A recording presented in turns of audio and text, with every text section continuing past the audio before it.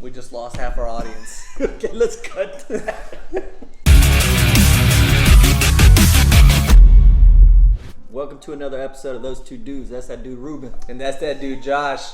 So we were texting a lot during Super Bowl, talking about our picks, the game and whatnot. And then we were also talking about what we were eating. And I got to say that really struck up a debate. One thing we were really discussing are what are the proper eats and the best eats to eat during a sporting game, sporting match, whatever you want to call it. Tell them about your juvenile choices that you like. Juvenile choices, lovely. What sport are you watching? What day are you watching it? If it's on a Sunday, you're probably going to go with wings, nachos, maybe some pizza. Because you want something, because football's a fast-paced sport, right? So you got to be ready to celebrate at any given point. At any given point. So you don't want like a burger or something. And you're like, and you just throw the burger down and your meat patty goes everywhere and lettuce flying everywhere. You got to have something like, if you drop it, you're still good. Piece of pizza, take a bite out of it, something's happening. Oh, you just toss it down. Nothing's gonna happen to it. I myself is also a wing guy. We're based in South Central Texas, mostly in the Austin area. So what I'm saying is specific to this region, but I'm also big into barbecue and brisket, even like queso and chips. That's huge when it comes to football time. Obviously, that's gonna differ in whatever region you're in. But yeah, wings are huge. Brisket is huge. You're right. You can't do a burger. I definitely disagree with you when you said the lettuce might fly. If the food is green, it's a no-go. There should be no green foods allowed on a Sunday or just during any sports, really. That's ridiculous. Like, why are you trying to eat healthy? I mean, what do you... It's not healthy. It just makes the burger taste better. What are we... unless you're like... A slab of grass. Unless you're like 8 years old, why wouldn't you have a slab of grass makes the burger taste better?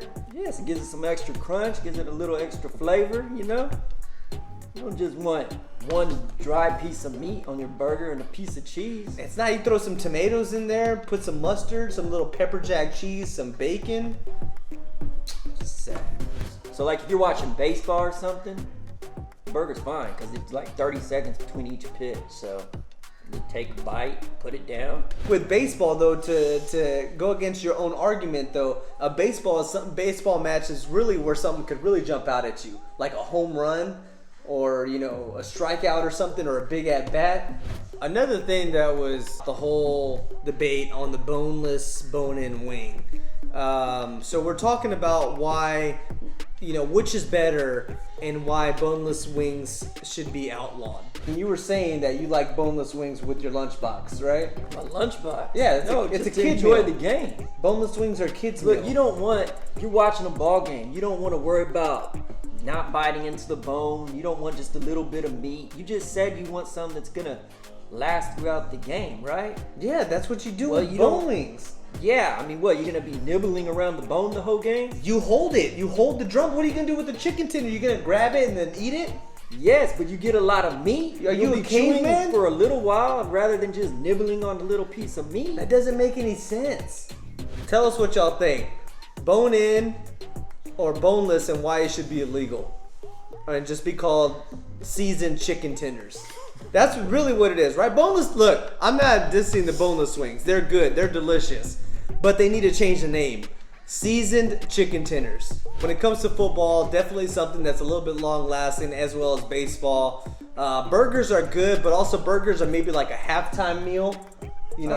I think burgers are good for baseball. Hot dogs, you can't go wrong with hot dogs. Well, so when it comes to baseball, hot dog, that's your traditional food right there. That's as American as it gets. Yeah, we agree on that. There's nothing like eating a hot dog at a ball game, just sitting back, throwing some mustard on there. Yeah. There you go. What do you like to eat during a good game of golf?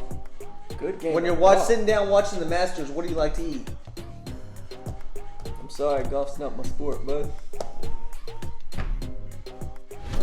We just lost half our audience. Okay, let's cut to that. You could eat anything watching golf, just to keep you awake. So just Red Bull then, that's what you want. 5-hour energy, Red Bull. What about like a UFC match? What would you eat there? Wings. Because typically when you're watching like a big UFC match, you typically go somewhere to eat. So if I'm going somewhere to watch a sporting event, it's usually wings. That's my go-to. Yeah, right. You could be out. You know, I get the wings. Again, though, this is where the bone-in wing comes into play. You're watching a UFC match. That's where lightning could literally strike at any moment. So you're holding it, you're nibbling it, and then something happens, and you're like, you know, you're keeping your eye out on what's happening. With the boneless, first of all, you say you're grabbing it like a caveman. Nobody does that with the boneless wing. You're eating it. You got food all up on your hands. And then something happens, and then what are you gonna do? Drop it, and then all your hands are dirty, and then you just made a mess. The first thing you said wrong was nibbling. You're nibbling on that bone over there. I'm not. I'm eating the wing. One bite, maybe two.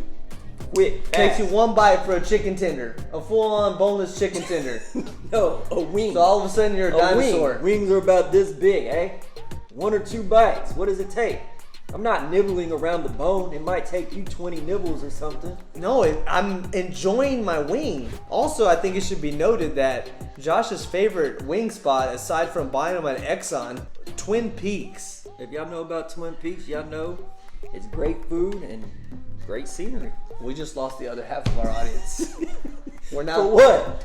Huh? For what? For you just endorsing Twin Peaks. You're the one that brought it up. But that's embarrassing, though. No, it's not. You should It's apologize. delicious. Tell us if y'all like Twin Peaks. It's good stuff. And the beer's 29 degrees. What does that matter? What does 29 that matter? degrees beer. Nice ice cold beer. If you go somewhere else, You're gonna watch a ball game. Do you want a lukewarm beer? if you go somewhere else and they tell you our beer is 32 degrees, are you gonna leave? We're straying further and further away from our audience. Folks, tell us what y'all think. Boneless wings, bone-in wings, what's the real answer? Tell us where your go-to spot is. How cold should your beer be? Do you even care? Does it even matter? And why should we keep him on anymore for these outlandish remarks?